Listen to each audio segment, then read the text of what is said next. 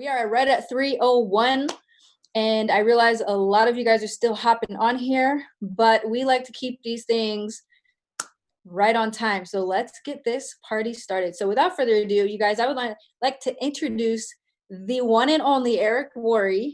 If you've never seen his face before, you've probably heard of Network Marketing Pro. He's the one that coined the term GoPro, and I've never stopped saying it since I've learned this concept. You know, it was kind of a light bulb moment, even just to use that phrase, you guys. Become a professional in network marketing. If you really want to succeed here, become a professional at network marketing. So he's the one that coined that term, and he's, as we know, an author and industry-wide famous trainer. He's the king of all MLM events, literally. As you can see, he's set up his house to look like an event. So without further ado, Eric, please say hello and to our audience. These are everybody in this chat is all from My Daily Choice. So we are here and welcoming you with open arms today. Well, hey, Jenna, and hey, everybody. Great to see you today. So fun to be able to connect. I love your flower wall. Your flower wall is really strong. Thank you. I need one like yours though, with the My Daily. Yeah. We're working on it. Well, I just want to say hi to everyone. Congratulations on all your success. I've been watching what you've been doing over the course of, wow, I don't know, the last many years, but the last 90 days have been extraordinary, right? It has, it's a weird time for businesses, but I feel like network marketing is still going strong. And our company specifically, we had our biggest month ever in April. And that's probably because 420 is in that month. And we happen to be cannabis fans around here. So biggest month ever. We did 5 million in one day. It was a record-breaking day and month for us. So we haven't slowed down, that's for sure. But let's shift gears a little bit. For those of you who don't know you, regardless of my introduction that I just gave you, I want to know your background before the Eric Worre we see today, right? I want to know your background, your history as a networker. I love hearing, we talked to Todd last week. We're going to talk to Ray Higdon next week. And tell us a little bit about your background and where you kind of came from, how you found network marketing, and why you chose to make this your career. Well, some people get inspired and they seek out network marketing because it's better than other forms of entrepreneurship. Other people get involved out of desperation, and that was me. I was not one of those like really smart people that was choosing the best way to be an entrepreneur. I just had a cash flow problem, a serious cash flow problem as a young man. I barely escaped high school. I didn't go to college. I had 18 jobs by the time I was 23 years old. Little family started, and I was already out of money. I was already in debt. I was already scared that I wasn't, that I had too much month at the end of my money. I'd run out of money. I'd still have another 10 days that I'd have to just sit there. And I was always stressed. I was afraid of the mail showing up and embarrassed about my lack of follow through on my promises to my family and to myself. And good fortune came my way in the form of network marketing. One of my mentors introduced me to this network marketing profession. And I initially said no, because it just seemed too outrageous, too good to be true. But I quickly swallowed my pride, changed my opinion, and decided to get involved. And that was in January of 1988. So a long time ago, 32 years ago, 32 plus. And I'd love to tell you that I was a rocket ship to the moon, but I wasn't. I went full-time pretty quickly. I made just enough money to survive, not to have any freedom. My first 3 years were tough. It was a grind for my first 3.5 years or so. I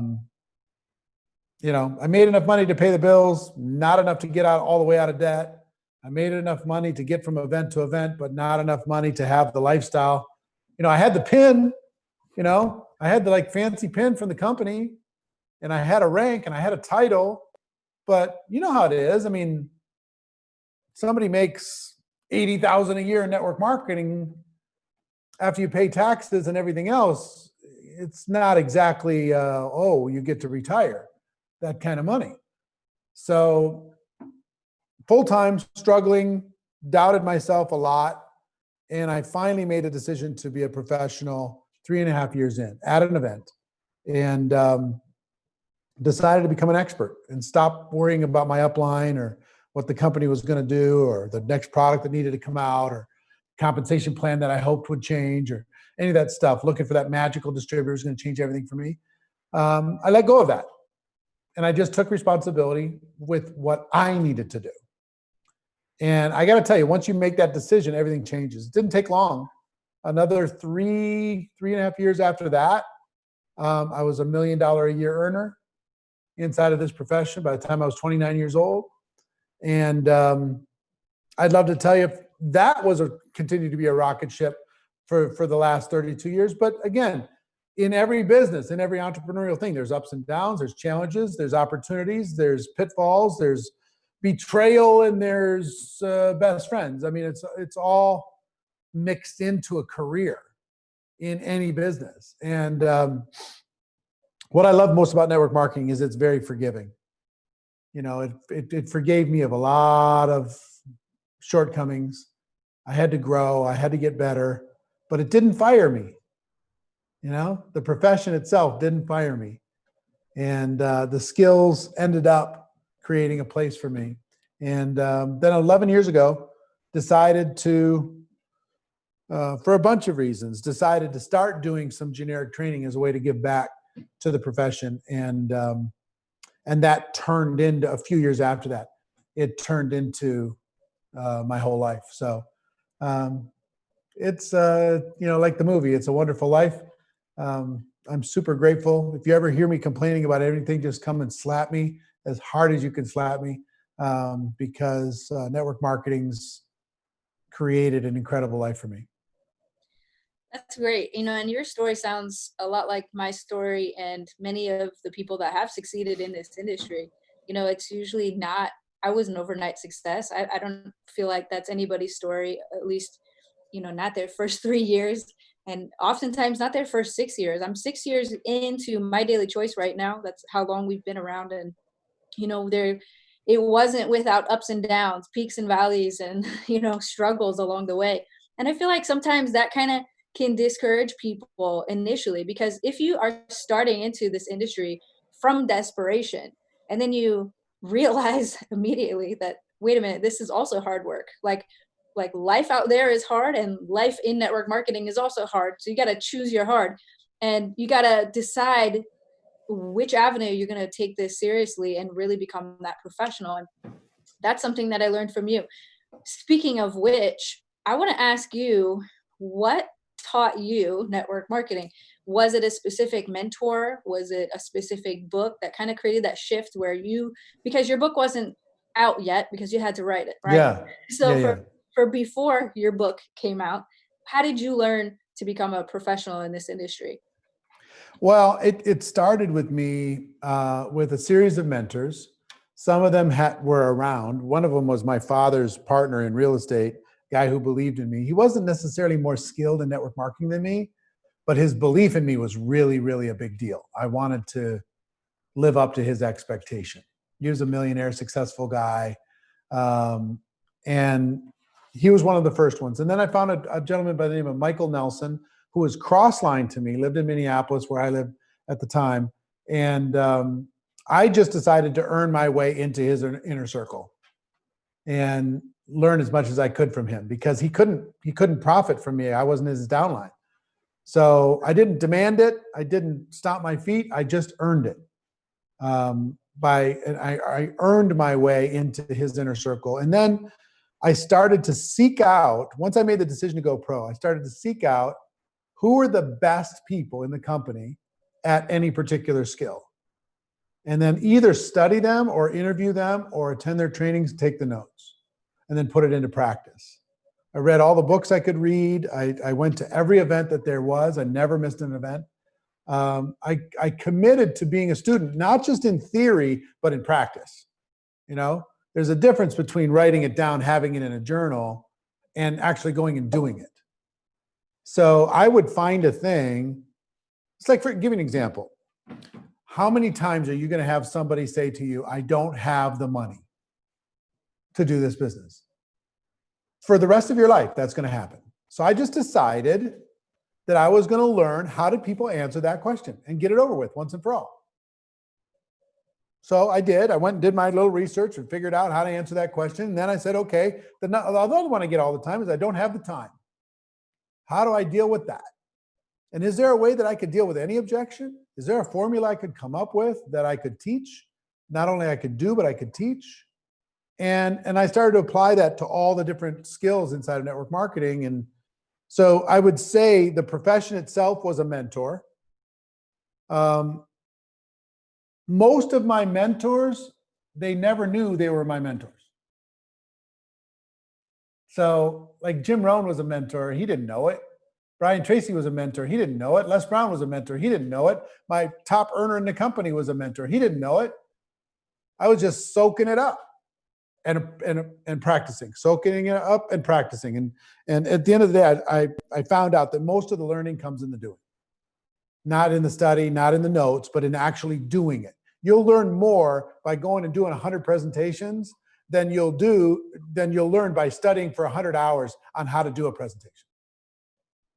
You know what I mean? Right. If you just go do it. Yeah. If you do it, you go, oh, that's why that worked. Oh, okay. And then you improve. You got to learn it on the job. And you know, something I like about your training that's different, I feel like, than other trainers is, and myself included, I call myself an educator in this profession, although not on the scale that you're doing it, of course.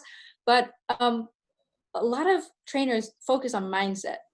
And they say that it's like 90% of, what kind of goes into the success. I talk about mindset. I talk about the law of attraction and all these kinds of things, but you're very much skill focused on how to market, what to say, what not to say, how to create your list, how to do your daily method of operation. Those are all things I've learned from going to your trainings. So my question is, where does mindset play into your training, or how big of a deal is it? It's huge. It's huge. But here's what I found out. I got to tell you this. Mindset is equal to skills. It's equal to strategy. Those are the three big pillars, right? Mindset, skill set, strategy. If you want to be a network marketing professional. Now, for me, I lacked so much in confidence and my own self-esteem that what I found was if I had to figure my mindset out first before I took action, I was going to need therapy. It was going to take 15 years. I was never going to get there. You know what I mean? So, but if I learned how to my first skill I ever learned was how to tell my story. And my mentor taught me how to tell my story. And I could tell my story in 2 minutes. And once I learned how to tell my story and I knew that it worked and I'd practiced it, I wanted to do it. Even though I was scared and insecure and everything else, I was kind of proud of my little story. So I would tell it. And every time I got on the phone with somebody, I would tell them my story. Every time I did a little home meeting, I would tell them my story. Every time in today's world, you get on a Zoom, I would tell them my story. You know what I mean? If I went to lunch with somebody, I'd tell them my story. And it worked so well. If I did a three-way call, I would tell them my story. And what it did is it built confidence in me. And with the confidence, I took more action. And the action itself started to work on my mindset. Does that make sense? So once I learned how to do the opportunity presentation, my mindset, by doing it and doing it and doing it, my mindset started to change and it started to not be so scary from the doing, right? So yes, if you don't figure out how to think like an entrepreneur, if you don't figure out how to be nice to yourself in the way you think about yourself, the way you talk about yourself, if you don't learn how to treat other people like human beings, not just like prospects all the time, it's going to be a hard business for you. But if you don't learn the skills, it's going to be hard too. You can get your mindset all figured out, but if you don't know what to say, you're not a professional. You're a doctor with a scalpel, doesn't know how to do the surgery. It doesn't matter how excited you are. Yeah, exactly. You know what I mean? So it worked for me both ways. I mean, I cannot say that skill set is more important than mindset. And I cannot say, if I had to pick one, I'd pick mindset, because that will cause you to build the skill set. But for me, even though I lacked in mindset and I had a bunch of bad programming in my computer and between my ears, the skills helped me find a way out. The skills created a path for me to be able to figure out the mindset and the strategy in order to be able to marry to those things and create a career.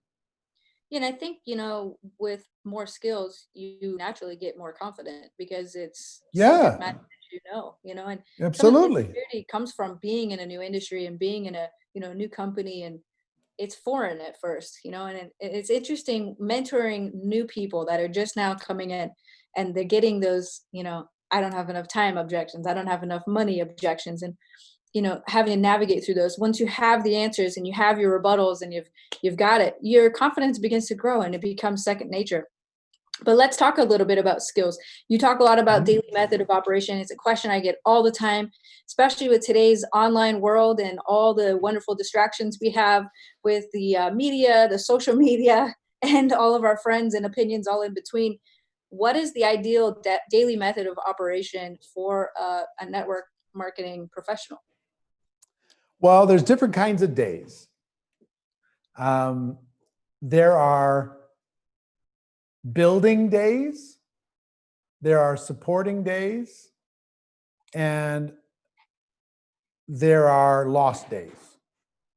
Okay? And most of us have a lot of lost days. The day started and it ended, and we didn't really move the ball forward. And that just happens inside of our profession because there's so much forgiveness. But if you think about this between productive building days and supporting days, you're training your team, you're working with your team, you're encouraging them, you're doing three-way calls, you're doing some getting started stuff. You're making sure they understand what's coming up with an event, you're getting them connected, you're educating them on your product. All that supportive stuff is important. So there's that kind of daily method of operation for that day. But then the building day is just about how many prospects are you talking to? How many people are you inviting, presenting to, following up, answering objections? How many people are you educating as to what it is that you offer to the world? So, I mean, if you want to get a general global, here's a template for a daily method of operation. Use your product on a daily basis. Because when you have an emotional attachment to your product, you're going to be more convincing in sharing it with others. 2, share your product with somebody else, whether it's having a sample or telling a story or giving some information or encouraging them to try it or whatever. Number 3, share your opportunity. Here's the opportunity that we have inside of this business, promoting these incredible products that change lives. And use whatever methodology that the company suggests or your upline suggests that you use. Number 4, engage in some sort of personal or professional development. 15 minutes, 30 minutes, read a good book, listen to a podcast, work on you on a daily basis. And number 5, promote whatever the next event is that the company or your upline or your organization has on the schedule, whether it's online or in person, whatever that is. Those 5 things as a general template: use the product, share the opportunity, build you, engage in some personal development, and promote events. Those core 5 things, everybody can do those 5 things in 2 hours a day or less. And if you want to be a full-time person, just do those things more than a part-time person would do in a small period of time. I know you guys thought that he was going to give us a really complex answer some secret to success here, but it really is that simple. So if Well, you, here's what I will tell you. The secret is simplicity is hard. yeah, Simplicity is really, really hard. Simplicity takes a genius. Simplicity takes art. Simplicity takes somebody who's willing to defend against all distractions, all online distractions, all media distractions, every distraction that's going on in our politics and everything else around the world, trying to get us to pay attention to them instead of paying attention to our future. Weeds grow in every garden. That's a big, complicated opportunity to make it simple. And I know you got some great leaders inside your organization that are absolute geniuses at simplicity, absolute geniuses. Some of the best that there's ever been. And what they'll tell you is complicated is easy. It's easy to throw out something complicated. Simple is hard. To defend it and say, no, I know you got this really cool idea, but we're going to stay with this because this works, this duplicates, this will build momentum. I think that's been one of the big keys to your success. Outside of, I think, the superpower that your company has is the heart of the ownership, the heart of the executive team. I think that's the superpower of the company. And then I would say your field leadership is driven by all the right agendas. They're super talented, but again, they're heart driven. I think it's a top-down culture. And then I think you have extraordinary products. So the extraordinary products you tie to that, and then of course you have innovation when it comes to compensation and everything else. But I will tell you, I think if you had the innovations in compensation, you had the same products, but if you had this different heart, it wouldn't be running like it's running. So they're really nice. The people are really nice, but I think they're also really diligent to protect from all the distractions that are easy to show up inside of organizations. So simple is hard. simple is hard. And we were the underdogs for a long time and probably most doubted company to succeed. And because we never had corporate experience, and we're not ashamed to say that. We were affiliates first and we came from the field, and I think that created a need in the industry almost, where we felt like we've been on both sides of the coin. We've seen, in front of the scenes, we've seen behind the scenes, and we wanted to merge the two fields together, our field leadership and the corporate culture all in one. And I think that is important. And, there's a lot of reasons why people fail at network marketing. Sometimes they blame the company, right? Sometimes they blame their leadership. They blame the product, maybe not shipping on time or whatever. There's a myriad of reasons why people fail. But what do you think the biggest reason is people ultimately fail at network marketing? Because, some people who are hesitant to even get involved in the first place sometimes don't get involved because they already think they're going to fail. But you've seen all walks of life in this industry. What would you say is the biggest reason? I think there's three reasons. The first reason is we are the problem because we set up unrealistic expectations. We tell people it's easy when it's not. We tell people it's fast when it's not. We highlight the stories of the superstars that maybe had some previous experience and they went straight to the top, and that's not necessarily average or whatever, typical. So everybody's looking at those and they feel like a loser when they're not going the same kind of speed. They're comparing themselves to other people and all that stuff. So anytime your expectation is here and reality is here, what's in between is disappointment, frustration, disillusionment. So they're like, oh man, I thought this was going to be like magic beans. I just dropped into the ground and I was just going to go straight to the top. And I just found out this is work. This is hard. People look at me funny when I talk about this. My friends are rolling their eyes at me. My family stopped talking to me. Whatever. So expectations are number one. We have to set realistic expectations, reasonable expectations. Let people know that the price of entry here is very low, but to get to the top, the price is not paid in cash. It's paid in blood, sweat, and tears. It's paid in effort. It's paid in working your face off. That's what it's paid in. That's what all the top earners here did. So just know that there's no way to the top that doesn't require an enormous amount of effort. but you don't have to write a check to get there. As a matter of fact, you can't write a check to get there. You've got to work to get there. So expectations is number one. Number two is fear. We are in the fear management business. Make no mistake. We're trying to manage fear.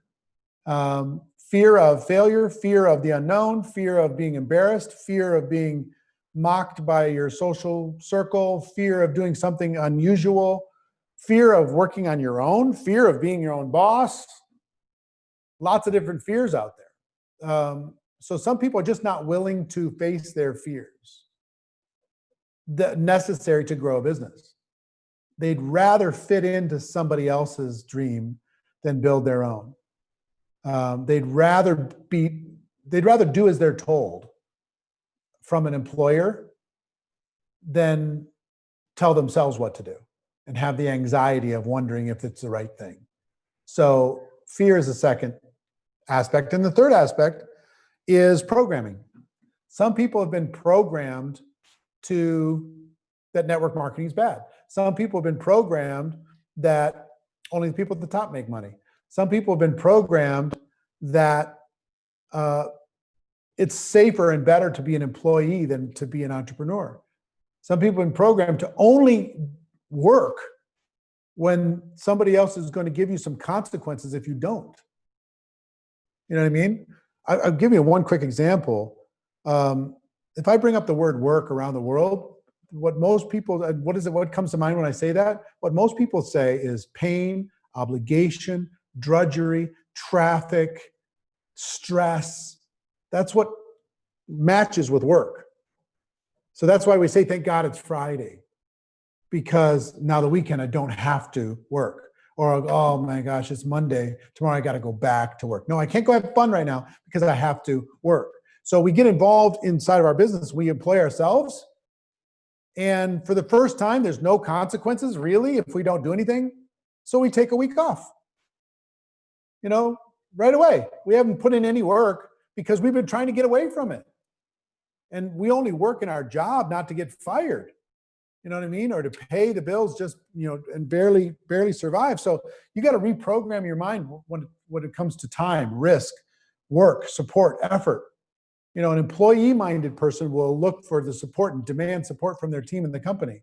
And an entrepreneur says, I'm the support system. I don't, I appreciate what you give me, but I'll take care of it. I got this, right? So expectations, fear, programming.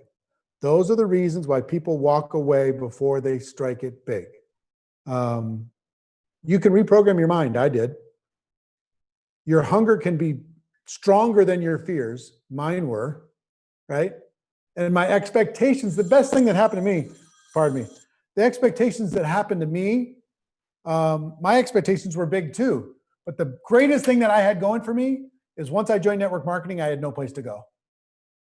Best thing that ever happened to me. I wasn't really hireable. I'd walked away from the last job that I had. I was full-time in network marketing. So when it got tough, when it got tough, I just kind of had to suck it up because there's no place I could go that I could make more money right now than I could inside of network marketing. So my desperation actually helped me. If I had a big resume, I can go back to some job. I would have walked away as soon as it got hard. But thank God I didn't, So those are my three reasons. Yeah. And, you're spot on about programming and work. I mean, we even tell our kids, I have to go to work, right? And if we apply the same work mindset when we join network marketing, first of all, I know we always tell people you got to work it like a business, not a hobby, right? We still interject this terminology, but I do believe you can do both. You can work and have fun at the same time. You can actually enjoy your work, right? You can actually. I mean, all the successful people I know, guess what employees do? They work when they work, and when they turn it off, they turn their brain off, and they just totally don't work. Let me tell you what all the millionaires do, all the entrepreneurs do, all the successful people do. They never turn their brain off completely. They might be sitting on a boat in the middle of the French Mediterranean, but they're thinking about something. They're planning, they're They're writing something down. They're stirring something up in their mind. Entrepreneurs, and not because they're workaholics, because for an entrepreneur, entrepreneurship is passion, it's contribution, it's creation, it's life, it's legacy, it's purpose. Why would you want to turn those things off? It's the reason why I don't understand retirement. Why would a person want to retire from contribution and purpose and passion and life, legacy? Why would you want to retire from that? Doesn't even make any sense. But so I think, I mean, Maureen and I and our family, we don't have work life and other life. We just have life. We just live. Yeah, Richard Branson says, when he talks about retirement, he says, I don't stop working because I love creating new things. And I think other people should get into creating more things.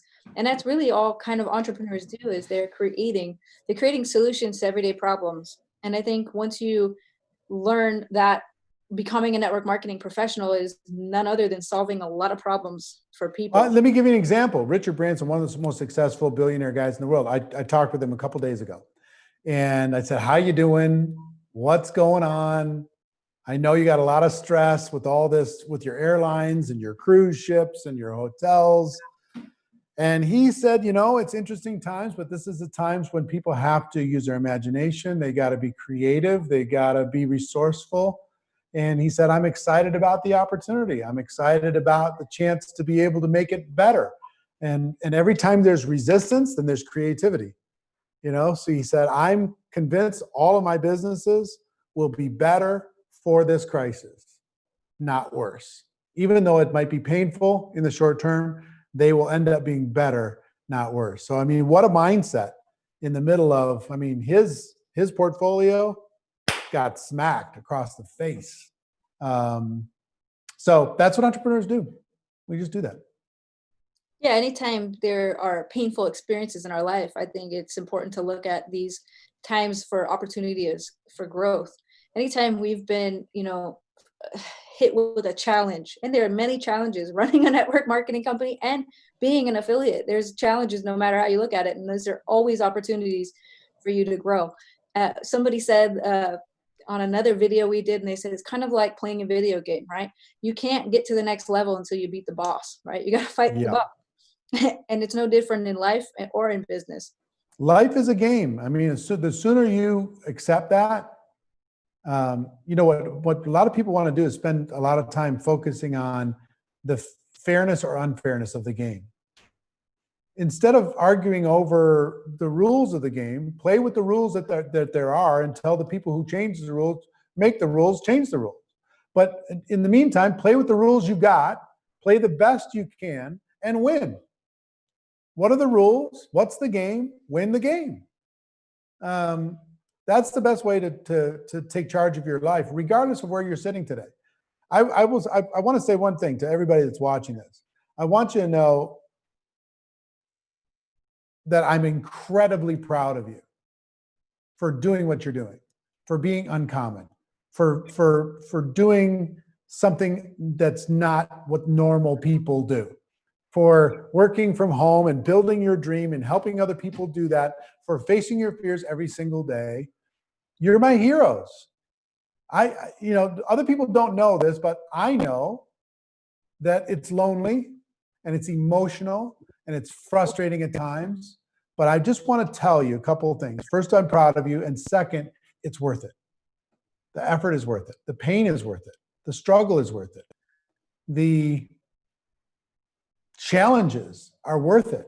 The other side of all this is a business and a career and a future and everything else. But the bigger part of the other side is this business, your company, will force you to become a better version of you. It's the greatest benefit of our profession that nobody even talks about. Your decision to be part of this business and your continuation with it will force you to be a better version of you. And that's the prize. They could take all the money. They could take all the stuff. You could replace it very, very quickly. because of how valuable you're going to become in the process of doing this. So, absolutely. And yeah, the longer you resist that, the longer you're delaying your success. At some point, yeah, I mean, just step into it, be part of the process. Stop looking out there, look in here. The answer to your future is in here. I promise you, it's not in your team.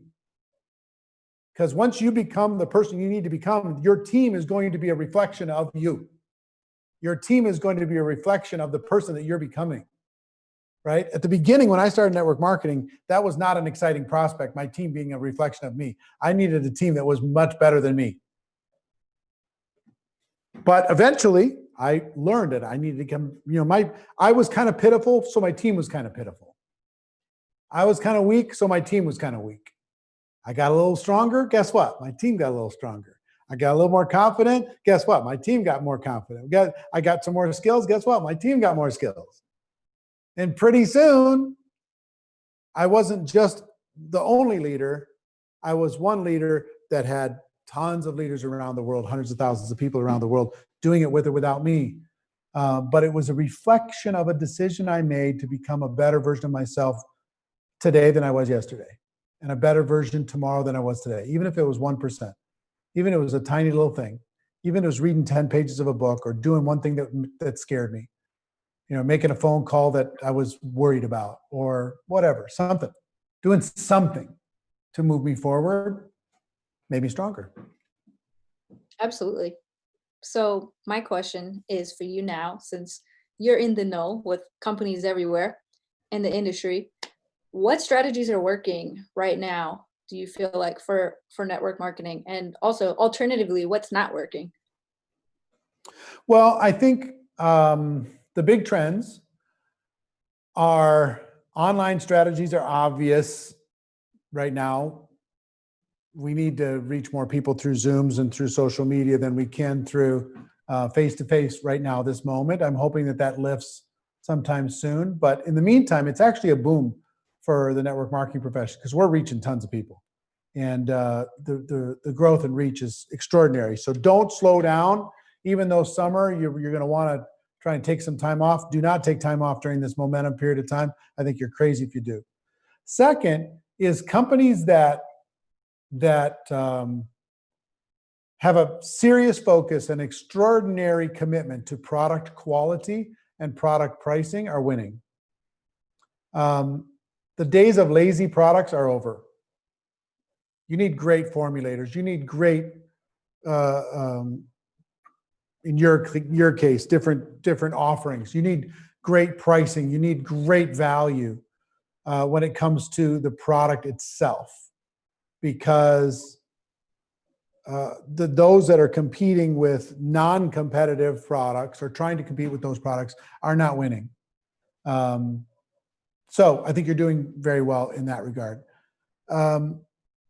Those are two big trends. Outside of that, I would say there's some social media, but social media can be a little bit of a two-edged sword. Sometimes it's good to be able to use it to be able to get some attention, and sometimes you get some attention from regulators that's misunderstood. So there's a balance there that you need to kind of deal with on a corporate side. So if you're able to ride that balance and police it, but at the same time leverage it, I think that works well. The biggest thing I would tell you what's working is the heart-driven companies. And I don't mean that by being super soft. Why I mean that by being a real empathy and caring for the people in the field that are facing their fears every day. An acknowledgement of their effort from the blend between corporate and field, and then that heart extending to the consumers, the people who are using the products. That's really what's working well today around the world. And I would also say it's an interesting phenomenon, because I came from a school that I didn't really care about getting a customer. I just wanted to build a team, and I figured the customers would come. But the big data shows what some of the fastest growing companies in the world are doing today is they're getting an ocean of customers. And from that ocean of customers, they are upgrading those people to being distributors. And that's where most of their recruiting is coming from, is satisfied and enthusiastic customers, people who already have an emotional connection to the product. So those are the big trends that I'm seeing. I think people are less afraid of network marketing than they were years ago. You know, there's referral programs everywhere, even in traditional businesses. I mean, you can go to Amazon and you can set up an Amazon store. That's referral marketing. You go to your juice shop and they type your phone number in and it's referral marketing. So, you know, I feel like the days are the times are shifting where people are more accepted for this model. They are a bit, but I would tell you, we hurt ourselves by telling everybody it's fast, it's easy, it's simple, everybody's winning, you know, product sells itself, all that stuff. We continue to build our reputation with all that language. So when people start hearing those buzzwords, they go, oh, it's one of those things, right? But what I will say is, for sure, the entire world is waking up and saying, I need to find a way to earn money from home. What are my options? And they don't have to choose network marketing necessarily, but it needs to be on the list of doing their homework, because it beats all the rest. There's nothing that beats this in terms of leverage and opportunity and price of entry and support and everything else. It's just nothing. It's a perfect business. And that's something that you've always said. It's network marketing is not perfect. It's just better. Yep. It's better because there's less barrier of entry, less risk. There's less, financial risk, right? Yeah, price of entry is very low. Upside is incredibly high. Support is incredible. It's flexible. It doesn't discriminate. Show me something that you can leverage like this. It just doesn't exist anywhere. The average small business in the United States is $55,000 for a person to start it. And 50% of those go out of business in the first 12 months.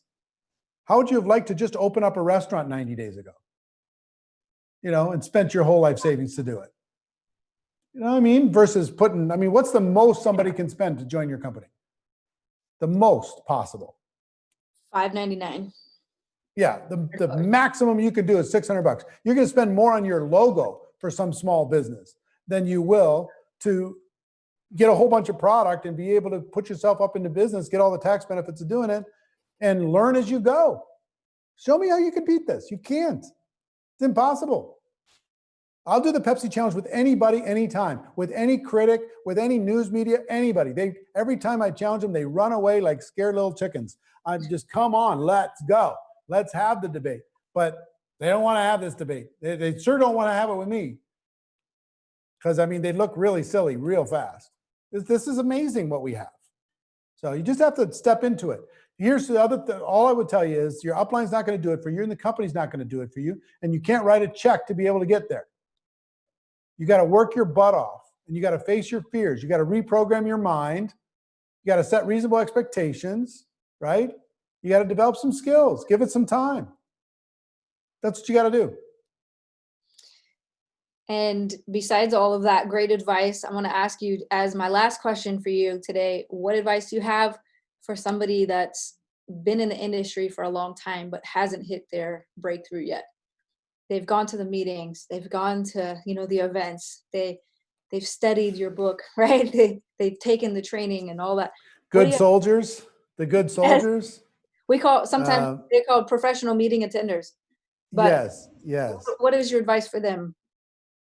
At some point in time, and I say this with all due respect, I want you to listen to me because I love you. I love the fact that you're here. Somebody bought the story that if you don't quit, you're automatically guaranteed to win. And that's not true. That's not true. I'm sorry, it's not true. Now, quitting will guarantee you lose, but staying in and not stepping into your potential will not guarantee you win. The turtle and the rabbit, everybody talks about the turtle and the rabbit. Oh, just be the turtle, inch by inch, it's a cinch. I don't know any network marketing success stories that were turtles. At some point, you have to be a rabbit and then the turtle, and then the rabbit again, and then the turtle. So if you've been stuck and you need a breakthrough, pick a period of time, 3 days, 7 days, 30 days, 90 days, and decide to go 100%. Change my life, it'll change yours. And I mean 100%. Not dialing it in, showing up, saying that you're still here, you're a good soldier, and trying to, get a participation award. Going 100%. My first thing to change my life is I went 100% for 90 days.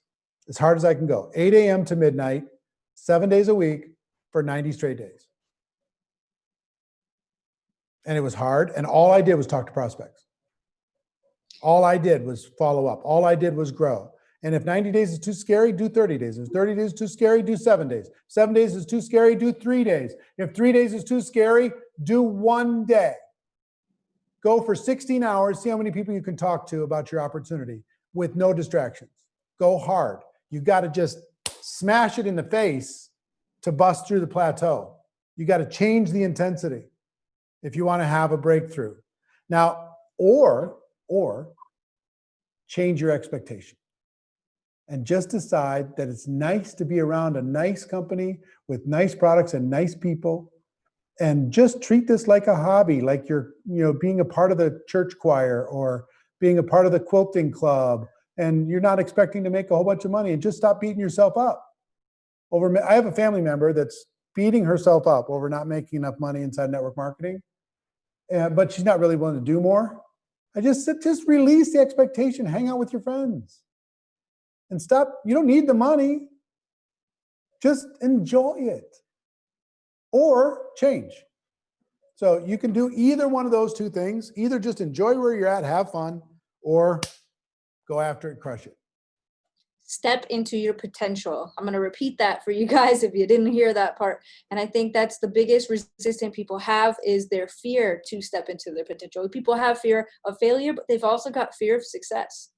And deep down, that's a self-worth issue that you have to get over. You have to know that you deserve success. You deserve to win at this game, right? And you have to become a network marketing professional. So without further ado, Eric, tell us, where can we get the rest of your wisdom? Because we only got you on here for just a short time today.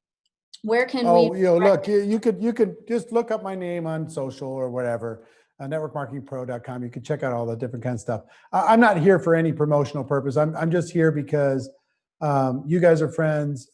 So many of the leaders in your field are friends. I'm proud of what you're doing. I'm excited for your future, and just happy to connect with you today, see your smiling face. We live in the same town and we haven't hung out as much as we need to. So we got to figure out a way to hang out. You have a bigger gym in your house than I have in my house. I got this little puny gym. You got this big monster Olympic-sized gym. It's ridiculous. But anyway, we got to hang out and we got to do that. But everybody that's watching, listen. The world is not served by you playing small. Think bigger. Think bigger. Be stronger and move faster. Go after this. This is a moment. There's going to be an awful lot of millionaires that were created from decisions that were made in 2020. You just got to decide if you're going to be one of them. Love it. So get out there, make it happen. Thank you, Eric, for your time and hopping on here today. And all of you guys, thank you guys for hopping on, and we will see you guys next week.